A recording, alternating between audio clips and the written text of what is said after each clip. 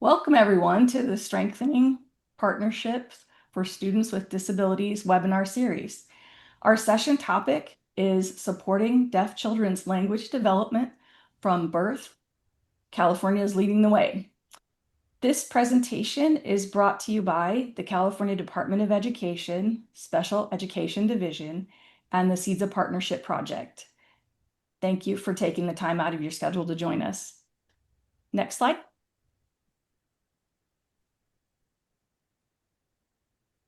As we get started, I want to point out that we have a few language options for this session.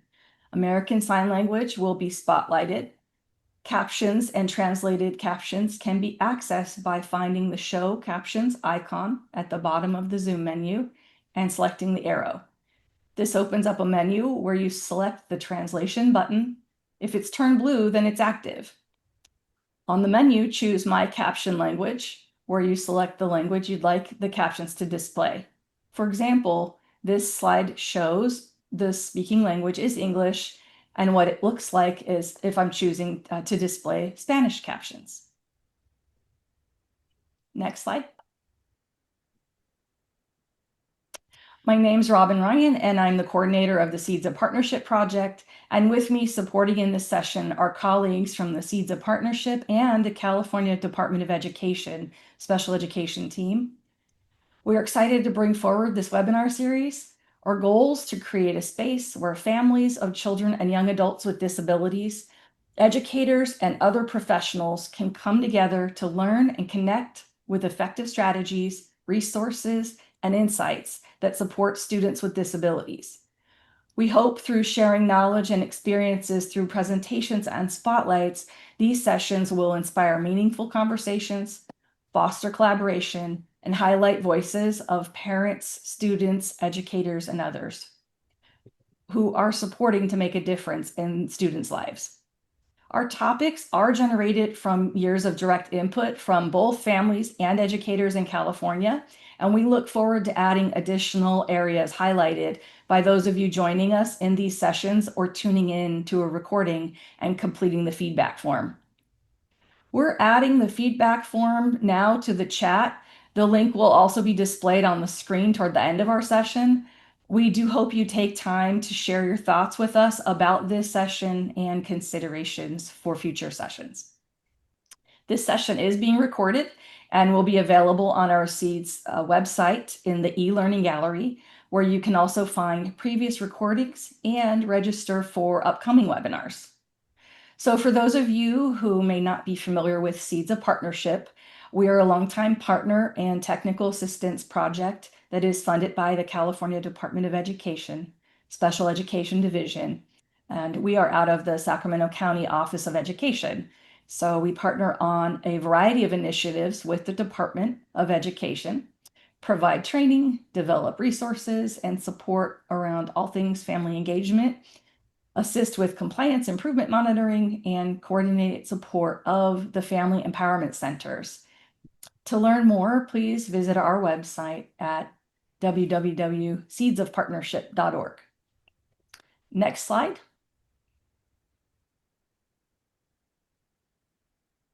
In our session today, we have a few organization spotlights, including the California Department of Education, State Special Schools and Services Division's Deaf Education Unit Director with Dr. Nancy Lebach Aman, and partners California's Early Hearing Detection and Intervention, or EHDI program, known as LEAD K, Family Services with Dr. Julie Rems-Mario.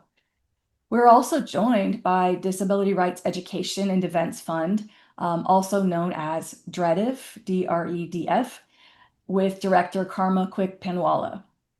Our focus for this session is to deepen understanding of how California is improving early language acquisition and why this is important to young learners. Learn about the Language Equality and Acquisition for Deaf Kids, or LEAD K program. Explore resources and information that relate to parent support and strengthening family-school partnerships. Next slide.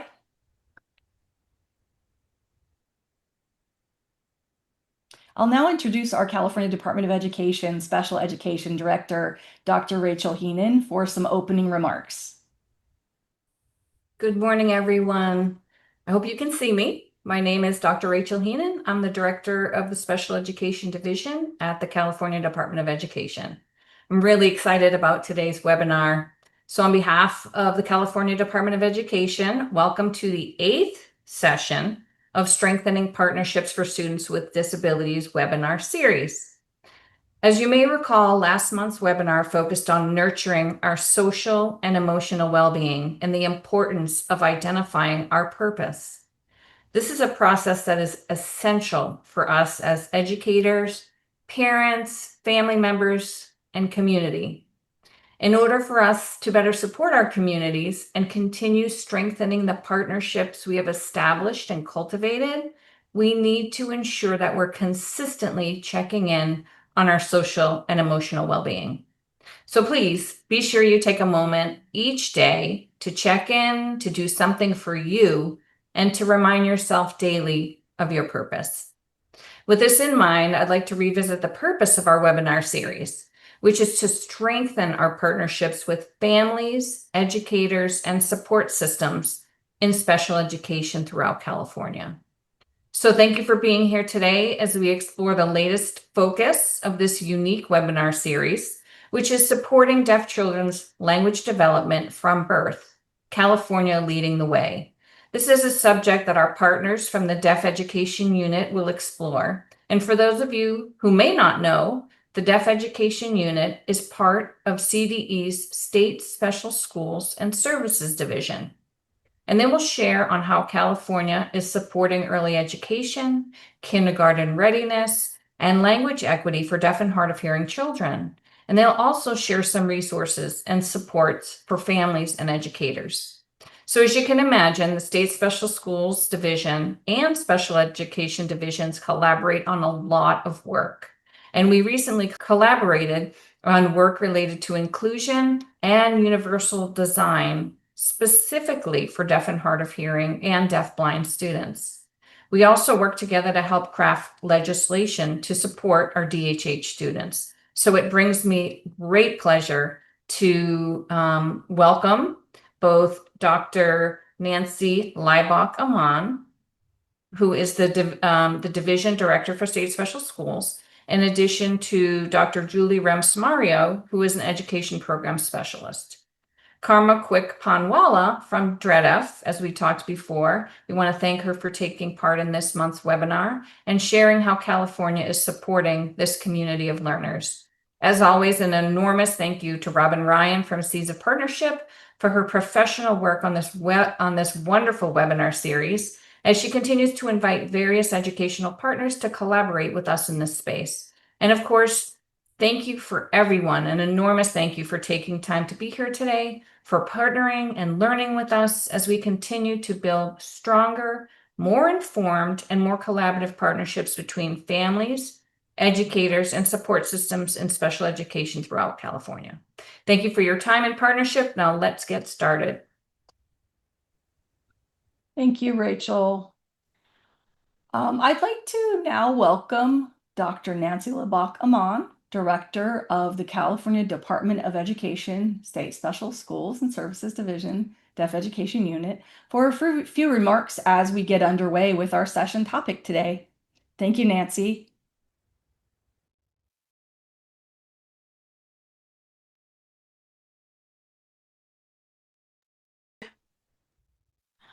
Hello, everyone. I'm very happy to be with you all today and the work that's been done and the clear message that I want to spread through the state of California. The importance of making language accessible as early as possible for all deaf and hard of hearing children from birth to know the world is full of resources and information, input and output, and making sure that they have access that's fully accessible. And we make that happen by, well, that's something you're going to learn this morning with Dr. Julie Rems-Mario. I'd like to give you a little background about Julie. Julie is strongly involved in early intervention as one of the co-founders of the Early Intervention Hearing Screening at EHDI, EHDI. And this work really requires the community, their awareness, and how they can be involved in supporting and making sure that language is accessible for our children so they can learn as early as a few seconds from birth. Even some research shows that in pregnancy, they can hear, or if you will, feel their language. Same access for deaf children that we have for hearing children. We need to make that available to them. And we want you to really be a participant and be involved. Those resources are out there and available across California. And again, I'd like to welcome Julie to start with her presentation this morning. Thank you, everyone.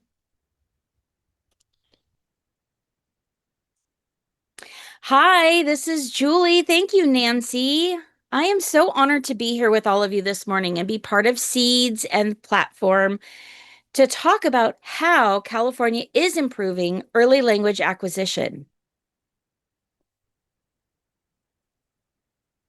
Now, the word deaf as an umbrella term describes a wide gamut of various hearing levels, from profoundly deaf, deaf blind, deaf plus, deaf disabled, mild moderate, again, profoundly deaf, unilateral deafness, bilateral deafness, that's where they're deaf in both ears, including those that use hearing aids, cochlear implants, any assisted listening devices. Next slide, please.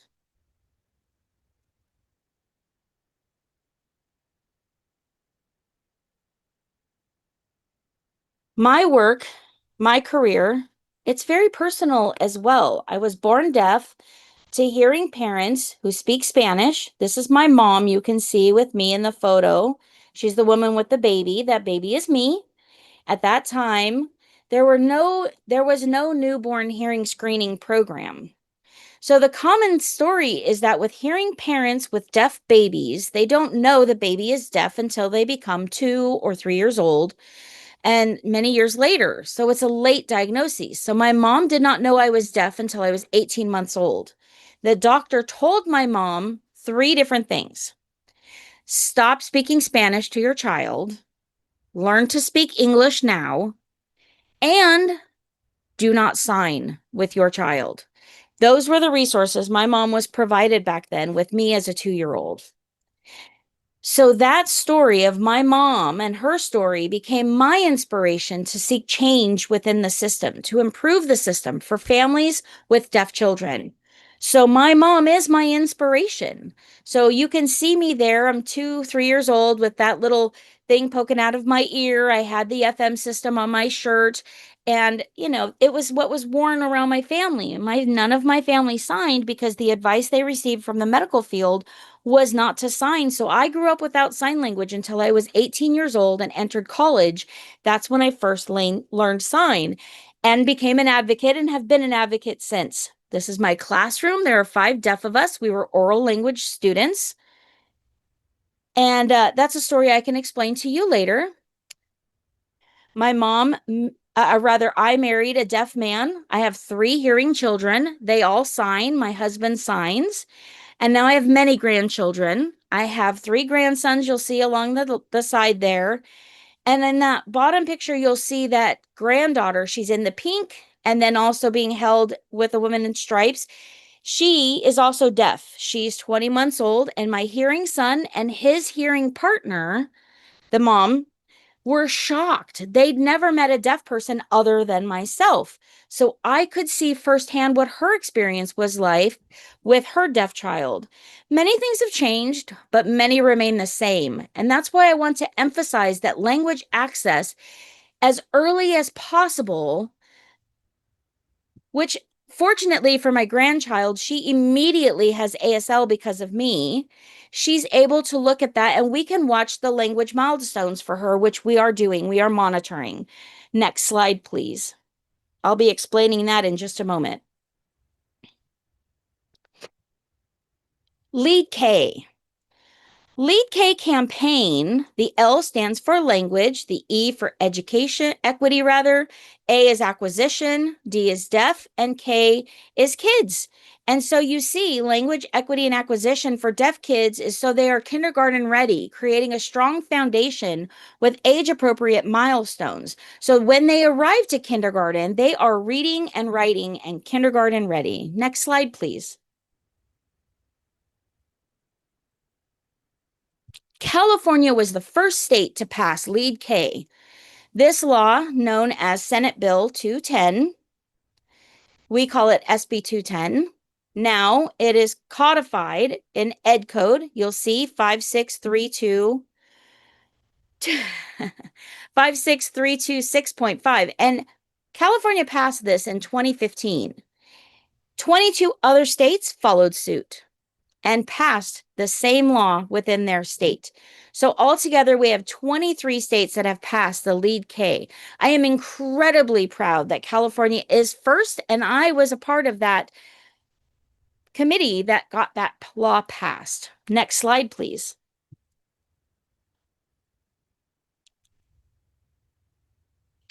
And Lead K passed because of these 4 reasons that you will see.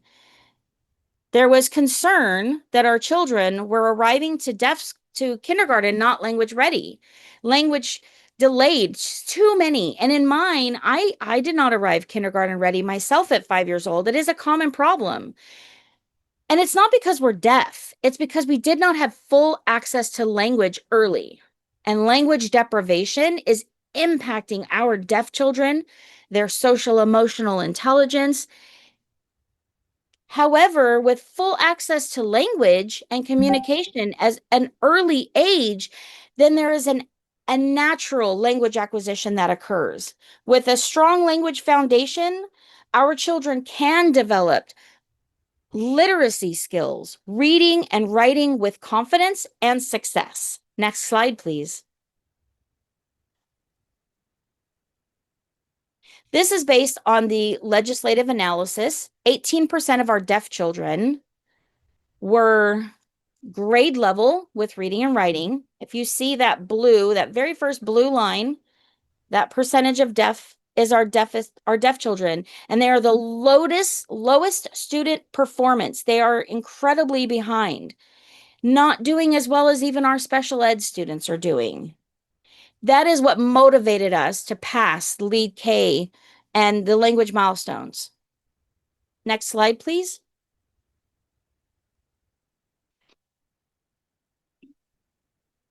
I want to show this quick video to show you the impact of language deprivation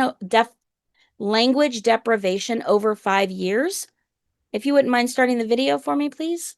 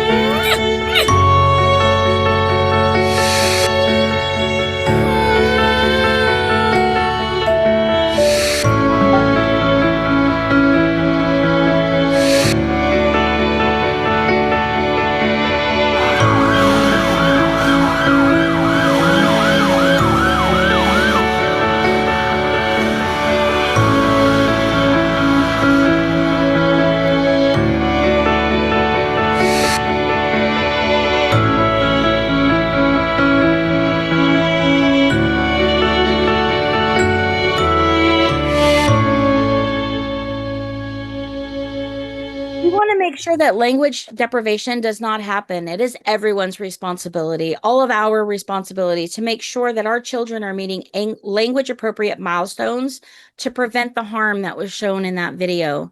Language deprivation is real, And it is so easily preventable, but it takes the community working together to do this work. Next slide, please.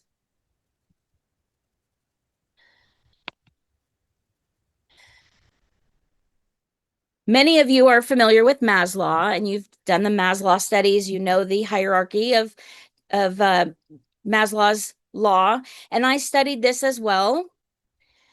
And I've always considered, and Maslow pointed out, that we take language for granted. It's at the bottom. We have food and water. We should include language there as well. It is a physical lead. In order to move up the chain, to feel confident within yourself, language deprived children typically get stuck right before belonging or even safety. They need language to feel safe, to communicate their needs.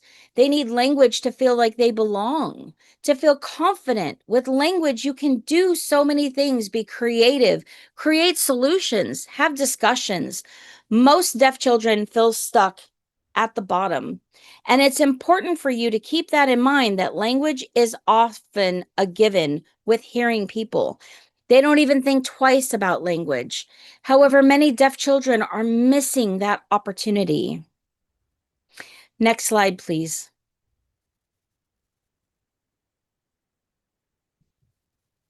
Question number 1. How does California Ed Code 56326.5 and SB 210, known as rather, promote ASL? Next slide.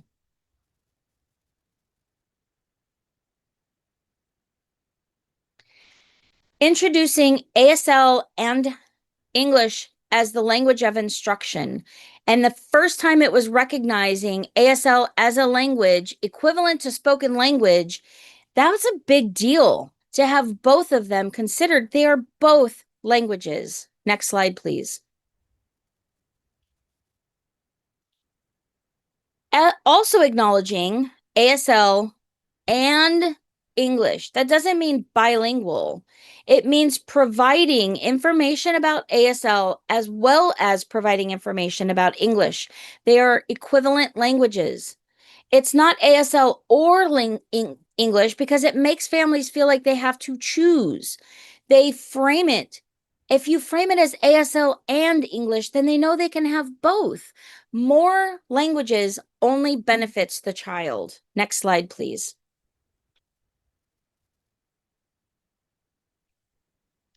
Knowledge and power matters. It empowers our families with their language milestones. From birth to age 5, it holds for the IFSP and the IEP, hold them accountable. If the child is not meeting their language appropriate milestones, provide language services and continue doing that until the child is able to catch up and again enter kindergarten ready with literacy, reading and writing. SB 210 language milestones are the heart and center of the discussion of IFSP and an IEP in order to prevent language deprivation. Next slide, please.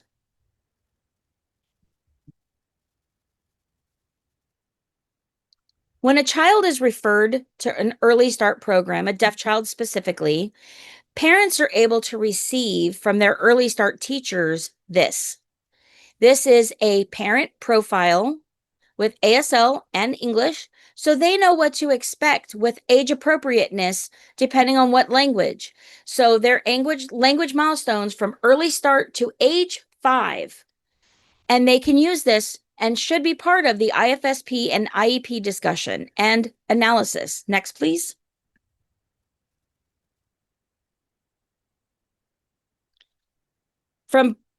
This is showing the late ages, birth to 1, 1 to 2, 2 to 3. Now, my grandchild is being tracked currently for 1 to 2, and it's become an important part of her IFSP meetings to make sure that my granddaughter is meeting age-appropriate language milestones. And I'm so thankful for them because my mom did not have this, but my grandbaby does. And that is a huge difference from then to now. Next, please.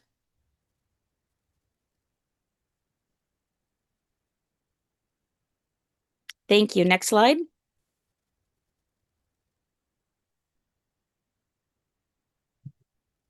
Oh, could you go back one? Parent profile is also empowering the parents to become advocates. If you've noticed, it's an added service. For example, they could add a service like a speech language pathologist, speech services, or ASL services, or a deaf coach, or both, or all of the above. Next slide, please. You can get the full language milestones checklist on CDE's website, and you can see where the parent profile is there as well. Question number 2 is, how does California Ed Code section 56326.5 SB 210 help deaf children? Next slide, please.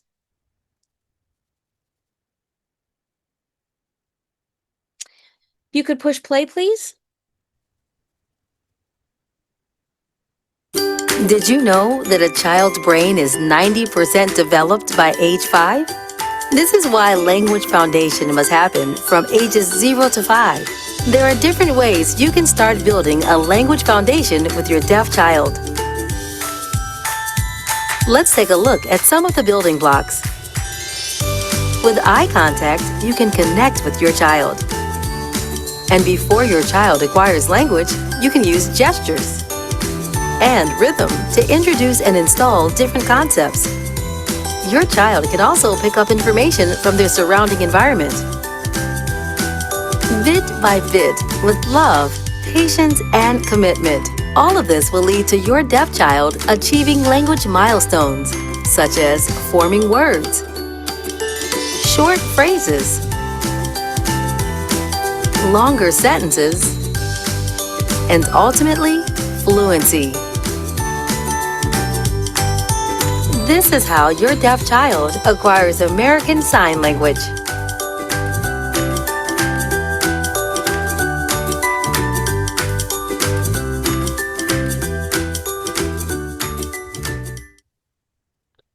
I love that video. I'm proud of this program. Next video, please, or next slide.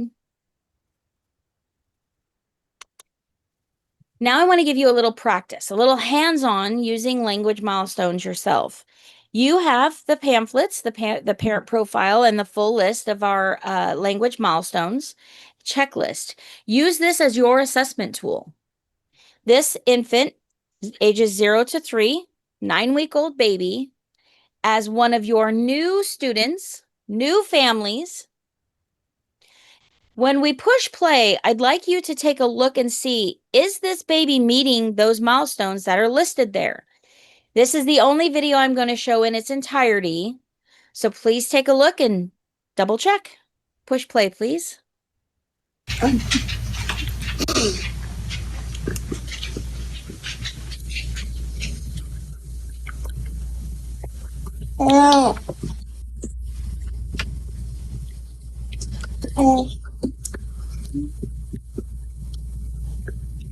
In the video, the woman is signing. Can you say grandma? Can you sign grandma? Say grandma. You're so funny. Oh, chubby cheeks.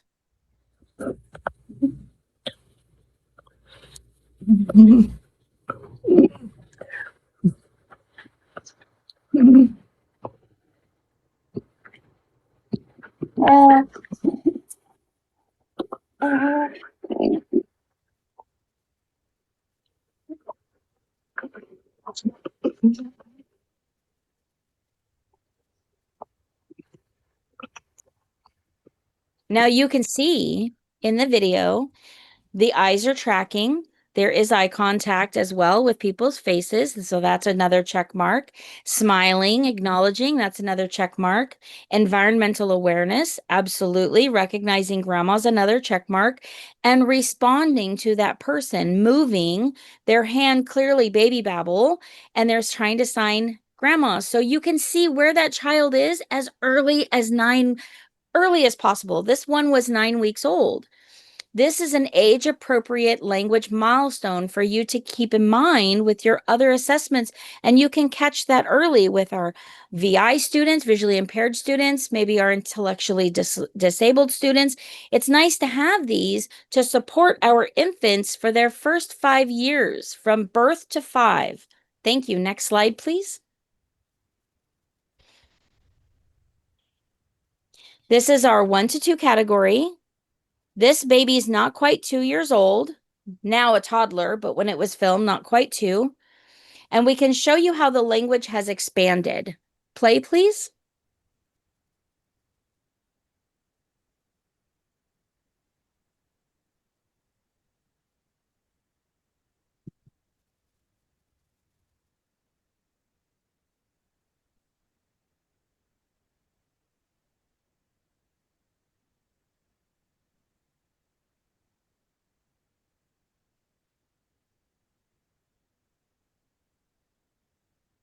Okay, we can pause the video. Thank you very much. Great. So you can see here, as you watch the entirety of the video, which you can do on your own after the webinar, you'll see they're signing me, name, grandma, grandpa, mom, dad. You see the turn taking that's happening. You see the surprise and the sadness. So the expressive language is there as well. The questioning is there. They're using their questioning skills, and they are just checking off everything on this list. Next slide, please.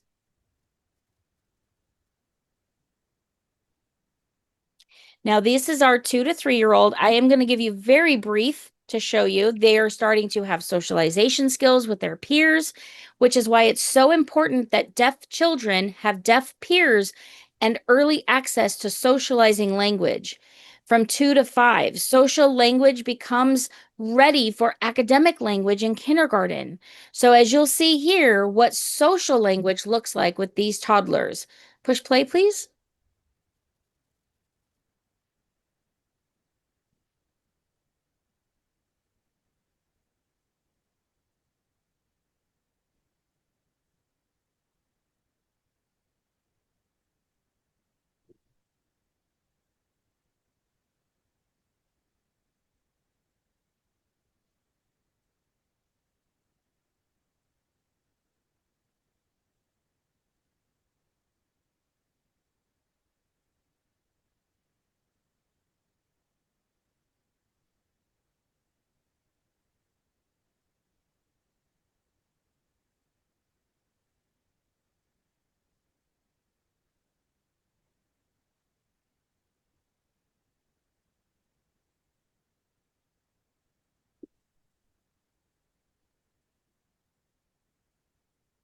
We can go ahead and pause the video. Thank you very much. You see, before age 3, they should have a vocabulary of 500 signed words and have long, complex sentences, which they did. He was able to advocate for his friend. Don't squeeze their cheeks. And they told an adult, and the adult told the other child, don't. That's at 2 years old. They are meeting clearly all of their language milestones. Next slide, please. Before we play this next video, it's important that you know that that boy was advocating for his friend is from a hearing family. His parents did not know sign when they found out their child was deaf. They acquired language alongside their child, and now their parents are signing as well, and they can do that early. There are many families that get introduced to that. If you want to know their stories, I can introduce you. Now, this is age 3 to 4. Language becomes more formal, more expansive. We're going to just watch a brief part of this video. Push play, please.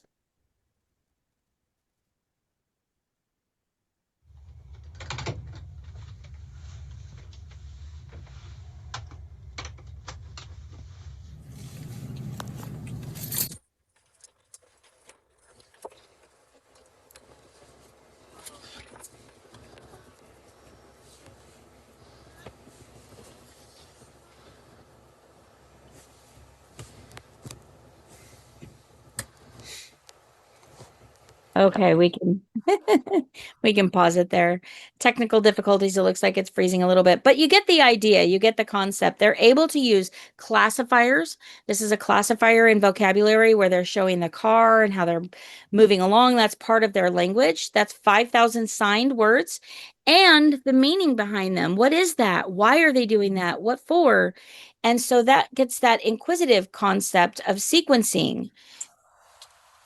So they can see, oh, there's 4 wheels, and a motorcycle has 2 wheels, and a bicycle has 2 wheels. They're able to do that categorizing and meeting all of their language milestones for 3 to 4 years old. Next slide, please.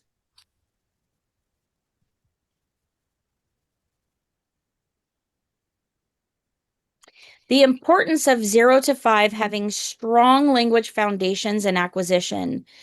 So at 5, they are reading based on those foundations. And when they are 8 years old, they are no longer learning to read, they are reading to learn and having that access. When those students are struggling in kindergarten to 3rd grade, having a hard time reading, they can't read to learn. They need that strong foundational language.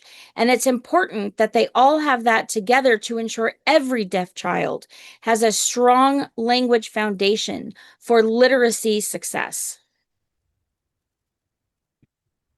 Next slide, please.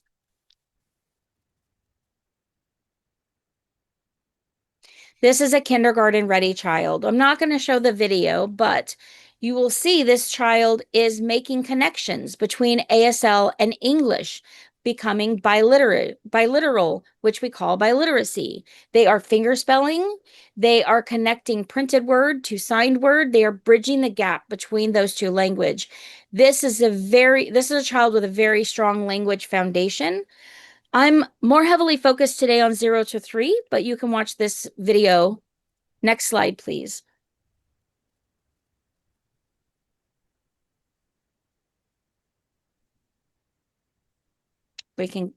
Next slide.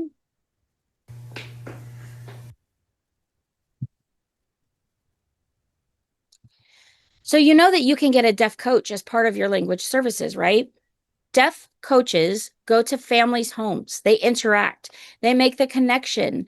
They bring them to events. They teach them sign and expose them to vocabulary.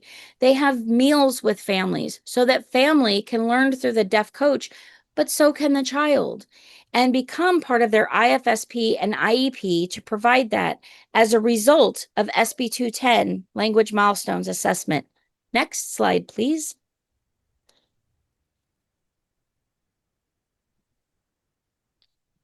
Ed Code, Part C, you can see in IDEA Part C, this is where the deaf coaches fit, and as part of the IFSP language goals, with this Ed Code in mind as well. Next slide, please.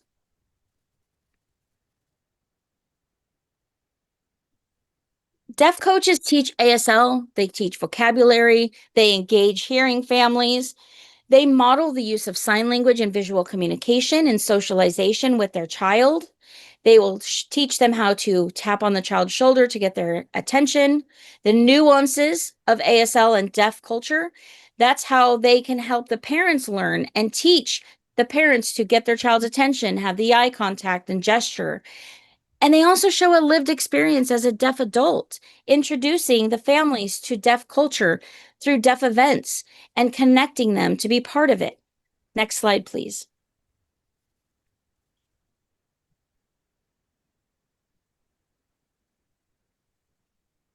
So LEAD K, what does LEAD K DRDP data say? There's a law, DRDP data is posted and aggregated data focusing on deaf children and their language development, their literacy as well. Next, please.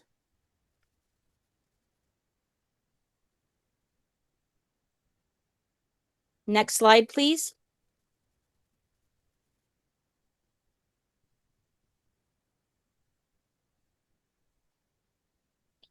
Next slide, please.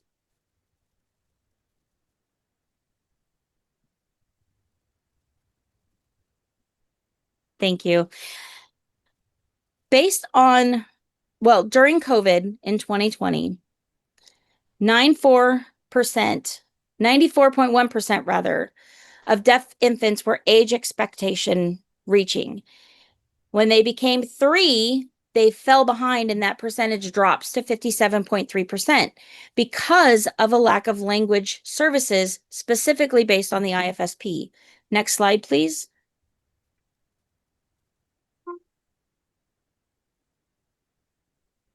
So LeadK's new assessment tool, which will be released in this November, is a partnership between CDE, Deaf Education Unit, with the DRDP developers.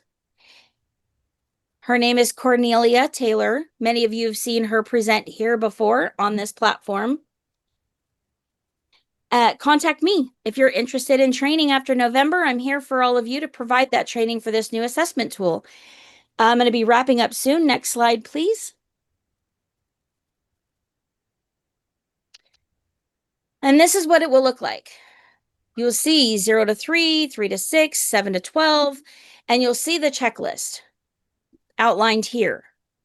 This is taken from 8 different current language milestone resources.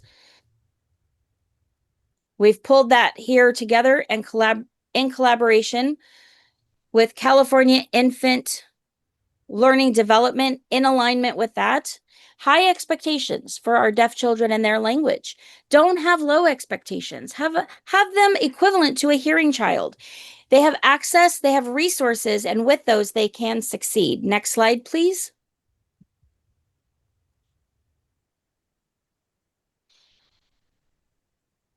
This is for an older child, age 4 to 5, but you can see ASL, spoken English is all in tandem together. So as you do that, you can choose both or either. So they have a strong foundation in at least one of them, including, and you can see Spanish is listed here at one point as well. Next slide, please. This is what the checklist look like. They show does not demonstrate, inconsistently demonstrates, or consistently demonstrates. It's a very user-friendly, easily used tool. Next slide, please.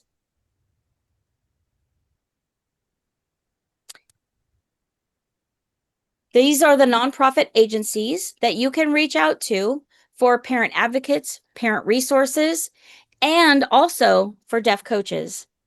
You can have them contract and hire a deaf coach for you as part of your services. Next slide, please.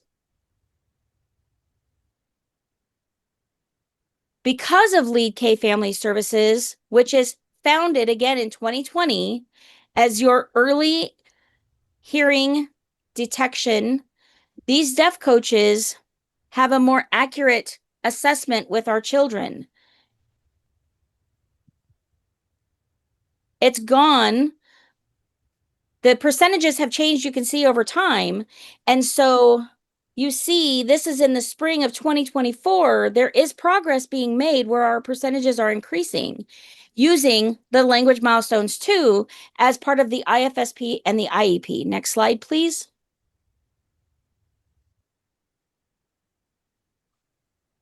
And to wrap up, California EDDI LeadK Family Services, you can get all of our deaf infant referrals from us at LeadK Family Services. Next slide. This is my closing slide. We named our EDDI services after LeadK. We want to keep this in alignment with language as being part of the centralized part of our focus. If you need any information about deaf coaches, parent mentors, or advocacy services for your IFSP and your IEP, please reach out to me and LeadK Family Services. You can see there on your own time and do research. You can contact me for the entire PowerPoint, and I'm happy to share that with all of you. Thank you so much, and thank you for letting me be a part of your webinar series today. Thank you. Thank you so much to Nancy and Julie in emphasizing the importance of language being accessible And Julie for providing that overview of Lead K, highlighting the services and sharing the work being done around the language development milestones. Also sharing your personal story with us as well. So I'd like to welcome Karma Quick-Penwalla, who is the Director of Children and Family Advocacy Service with DREDF. A brief intro, Karma is Little D deaf. She had an individualized education program or IEP growing up, going through school. In her work, she has supported deaf and hard of hearing students and parents. And now in her role as the Parent Center Director, she continues to support families and enhance and build partnerships in the community through DREDF. So welcome, Karma. Hi, good morning, everyone. It is so good to be here with you today. My name is Karma Quick-Penwalla, and I'm the Director of Child and Family Services at DREDF, Disability Rights Education Defense Fund. We are a very unique organization in that we are run by and founded by both people with disabilities and parents of people with disabilities. So we are a federal law and policy center dedicated to protecting and advancing disability and human civil rights. But our vision is a just world where all people live full and independent lives free of discrimination. We educate legislatures, policymakers, and the public on issues affecting the rights of people with disabilities. So we are a federally funded parent training and information center, and that means that we are funded by the United States Department of Education to provide technical assistance to families that are navigating both the IFSP and IEP systems. We support families and students from ages 0 through 26. We work with families of infants, toddlers, children, and youth, and young adults.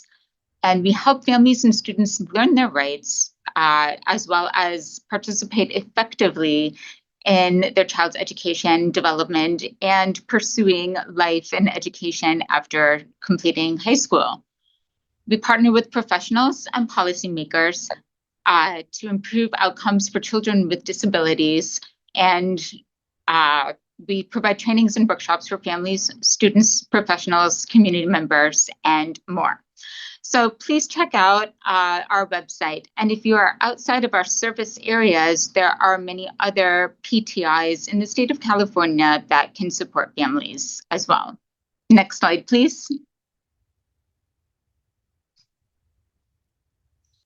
A little bit about me. I identify as lowercase d deaf, but I have been involved with the uppercase D deaf community as well. That disability was discovered by my own school district's Child Find Obligations when they screened my hearing at kindergarten and realized that I had a very significant hearing loss. I was immediately given an IEP and had a teacher of the deaf and an educational audiologist. Those folks were supported by the SELPA, the Special Education Local Plan area in my home state of Iowa. Those SELPAs are very similar to the county offices of education here in California. My mother was a teacher, and she relied a great deal and really worked closely with the teacher of the deaf and education audiologist that supported me.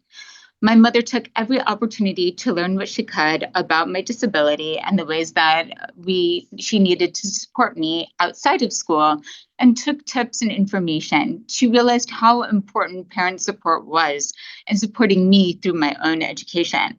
And I'm so grateful that she had access to working with people who knew the process and who knew how to support me both at school and outside in the community. And I truly credit that partnership in working with both my mother and my teachers to help me navigate and self-advocate throughout my education. So I fell into greater disability advocacy through the Youth Leadership Forum in Iowa and was part of Iowa's first Youth Leadership Forum for students with disabilities in high school when I was a senior in high school. And I had such a great time learning about my rights as a person with disabilities, and also getting a chance to meet state legislatures, go to the state capitol, do some advocacy there that was based on all of the rights and laws that we had just learned.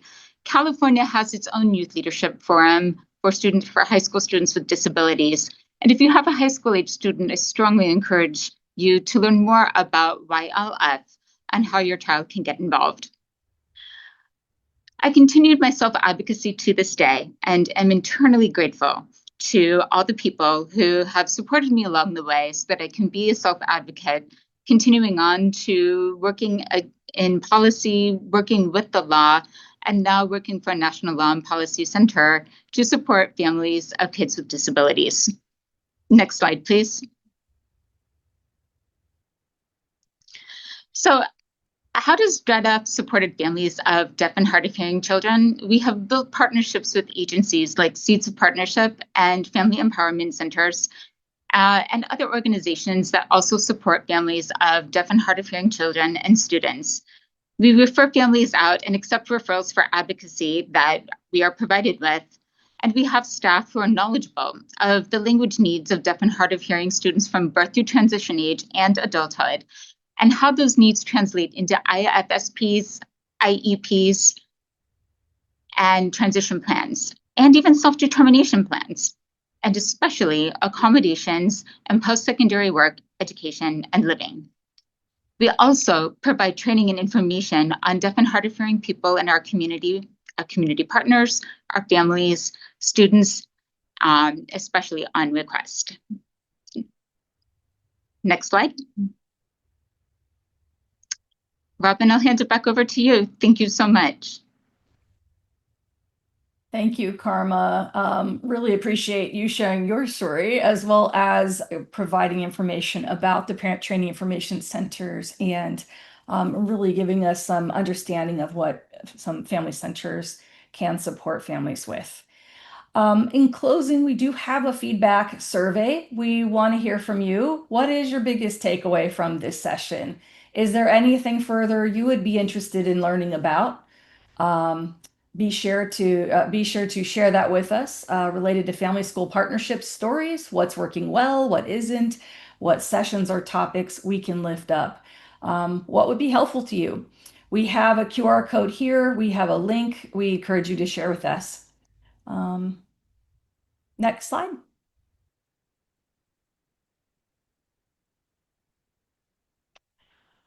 We have an upcoming session in this next month, so we invite you to register for the upcoming webinar. As a reminder, these are the fourth Thursday of the month from 11 to 12, and you will find the information on our Seeds of Partnership website, as well as when the future sessions are and the registration links and some information for those. We invite you to visit that page. Next slide.